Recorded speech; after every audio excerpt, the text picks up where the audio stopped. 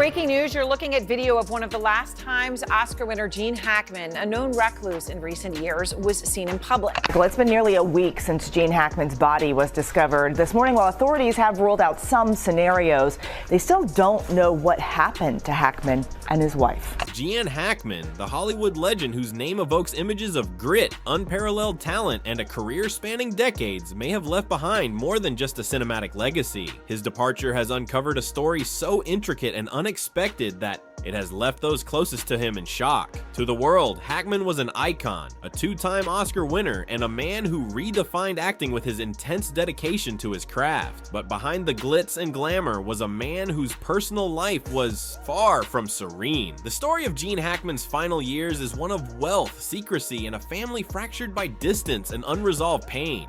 It's weird because I knew a lot of them, so they weren't intimidating. Meeting Gene Hackman the first time, was like, but then finding out he was so funny, that was a great thing. Yeah. When I saw him, he did that speech in Birdcage where he just says that thing about, and the leaves, and at that point you just slowly nod off. But he did it so, it's a hard thing to make boring hysterical. And he did it. Yeah. And he did it. Imagine this. Over $80 million in assets, a fortune carefully hidden away in real estate investments, and accounts that even his closest family members couldn't fully trace. Yet the wealth wasn't the treasure it seemed to be. It wasn't a golden legacy passed down with love. Instead, it felt more like a curse, igniting tension, resentment, and endless questions. The money came with whispers of betrayal, unsent letters filled with regret, and a family unable to bridge the vast gap left by its patriarch. Gene Hackman's public image was that of a resolute, hard-edged professional, but in private, he was a man who had chosen isolation, perhaps to escape the very people he was meant to protect and nurture. Much of the investigation is happening just up this road behind gates and a guard in an affluent neighborhood where homes are separated by acres of land. That's where Hackman and his wife chose to live, decidedly secluded. Hackman's decision to vanish from Hollywood was as abrupt as it was mysterious. After his final on-screen role in 2004's Welcome to Mooseport, he simply walked away. No farewell tour, no tearful interviews about his career, no tell-all memoir. He left the limelight with the same intensity he brought to his roles, swift and decisive. "I've said everything I need to say," he remarked in a rare interview years later. But it wasn't just Hollywood he left behind. He seemed to shed his public persona entirely. His retreat to Santa Fe, New Mexico in the 1980s, long before his official retirement, was the first sign of his desire for anonymity. Santa Fe was the perfect setting for a man like Hackman, who rejected the superficial. The red earth, the whispering winds through the pines, the absence of paparazzi. It was a world apart from Hollywood's relentless glare. Locals spoke of an old man who pedaled his bicycle through the hills, his face weathered but unmistakably sharp. It was a far cry from the tuxedoed figure who once graced the red carpets, but it painted the picture of a man at peace, or so it seemed. I had the pleasure of working alongside Gene on two films, Unforgiven and Under Suspicion. And like everyone who's ever shared a scene with him, I learned he was a generous performer and a man whose gifts elevated everyone's work. Yet, Hackman's retreat was not merely for solitude. Whispers from those who interacted with him in his final years suggest he was grappling with the weight of his own legacy. His name, etched in cinematic history, was also a source of estrangement. Within his family, his children from his first marriage to Faye Malt carried the scars of a father who, while financially generous, was emotionally distant. Elizabeth, his youngest daughter, once remarked he was always somewhere else, physically, mentally. Fame consumed him, and there wasn't enough left for us. Her words cut to the heart of the complicated relationship between Hackman and his children. While he provided for them materially, he was largely absent during their formative years, leaving a void that no amount of money or success could ever fill. Of legendary actor Gene Hackman and his wife Betsy Arakawa, the couple along with their dog found dead in their New Mexico home this week by a maintenance worker. Listen, this is part of the 911 call. The divorce from Faye after 30 years of marriage was not just a personal failure, it was a turning point in Hackman's life. He later remarried Betsy Arakawa, a pianist 30 years his junior, and while their relationship was often described as peaceful, it did little to mend the chasm between Hackman and his children.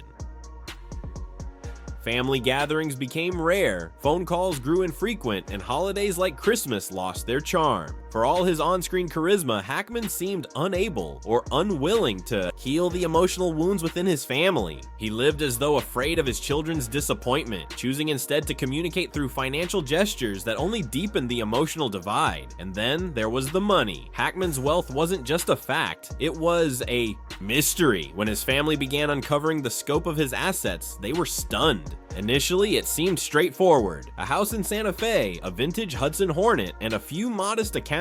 But as they sifted through his meticulously organized papers, they discovered a labyrinth of investments, offshore accounts, and shadowy transactions. Hackman had built a financial empire that spanned decades with layers of anonymity that made it nearly impossible to trace. Shell companies, trust funds, and aliases were just some of the tools he used to conceal his fortune. Every lead raised more questions than answers. Why had he gone to such lengths to hide his wealth? And more importantly, why had he excluded his family from so much of it? Right now, we don't. Of course, we executed the search warrant yesterday, starting on the evening of the 26th, all into yesterday afternoon. And one of our investigators attended the autopsy yesterday. We don't have more information. We're trying to put things together, put together a timeline when the decedents were last seen or spoken to. The most unsettling revelation was the existence of a shadow fund, something Hackman had established in the mid-1990s. Cloaked in secrecy, the fund was described in his own handwritten notes as being built to leave control, not wealth. What did that mean? Was it a way to shield his fortune from his family, or a calculated move to maintain his grip on his legacy even after his death? The fund's beneficiaries were equally puzzling. A former assistant, a childhood friend, even a waiter from a local restaurant in Santa Fe. Strangers, not family, seemed to be at the center of Hackman's financial web. This revelation sent shockwaves through his children. Was this a final act of betrayal, or was there something deeper? A message they had yet to understand? Deputies arrived and gained access to the residence where they observed Mrs. Arakawa deceased. They continued the search of their home and located Mr. Hackman in a separate area of the residence, also deceased. A German Shepherd was also found deceased, and 2 other dogs who appeared healthy were located on the property. Hackman's Santa Fe home became the focal point of the family's search for answers. As they combed through his belongings, they found more than just financial records. Unsent letters, some decades old, were scattered among his personal effects. A letter addressed to his son Christopher read, "I know I failed as a father in ways I can't even articulate, but I've always believed I was doing what was best for you, even if it didn't seem that way." Another, written to Elizabeth, confessed, "I wanted to protect you from the chaos of my world, but I see now that I only created more chaos by keeping my distance." These letters, never sent, revealed a man racked with guilt and regret. A man who, despite his fame and fortune, struggled to connect with the people who mattered most. But the letters weren't the only discovery. Diaries found in his study painted a picture of a man torn between his public and private selves. In one entry he wrote, "Being Gene Hackman is both a gift and a curse. The world sees an icon, but I see a man who has failed in more ways than he succeeded." Another entry, penned during the filming of Crimson Tide, reflected on his relationship with his children. "I've been away too much, missed too many moments. I wonder if they'll ever forgive me, or if I'll ever forgive myself." Despite the emotional weight of these revelations, the family's focus turned back to the financial puzzle. The mysterious, untouched fund became a point of contention. Hackman's will explicitly stated that anyone who attempted to access the fund would forfeit their share of the inheritance. It was as though he had orchestrated a final test, daring his family to respect his wishes or risk losing everything. The family lawyer, who had worked with Hackman for decades, admitted he had no idea what the fund contained or why Hackman had created it. The reason the digital information from both of their cell phones is so important, Natasha, is because cell phones can track movement. And that's what they are going to look into. When did those cell phones cease not only to be used, but cease to move? The public, too, has been captivated by the mystery of Gene Hackman's final years. The man who once dominated the silver screen has become a figure of intrigue, his life a puzzle waiting to be solved. Was he a brilliant strategist? A man who used his wealth to maintain control? Or was he simply a flawed human being, trying to reconcile his public success with his private failures? As the family continues continues to unravel the layers of Hackman's life, one thing is clear: his legacy is far more complicated than anyone could have imagined. And the story doesn't end here. There's still more to uncover. So I think I speak for us all when I say, Gene, you'll be remembered for that and for so much more. Rest in peace, my friend.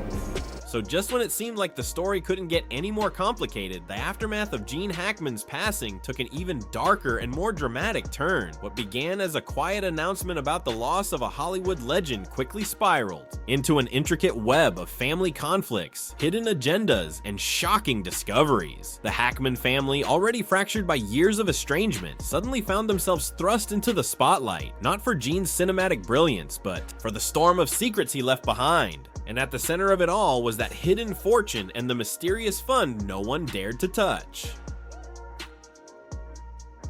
Let's dive into the chaos that unfolded after Hackman's demise, where every revelation seemed to bring more questions than answers. Have investigators been able to get into the obtained cell phones? Not at this time. We have them in our possession. We'll be analyzing cell phone data, phone calls, text messages, events, photos in the cell phone to try to piece a timeline together. The news of Hackman's passing hit the world with an eerie quietness. It wasn't splashed across every front page, and there were no grand tributes from Hollywood's elite. Instead, a subdued headline in a local Santa Fe paper first broke. There's the story, but once word spread, the media frenzy began. Reporters dug into every corner of Hackman's life, searching for clues about his final years. And while the public mourned the loss of an acting titan, the Hackman family was left with a more immediate concern. What had their father been hiding all this time?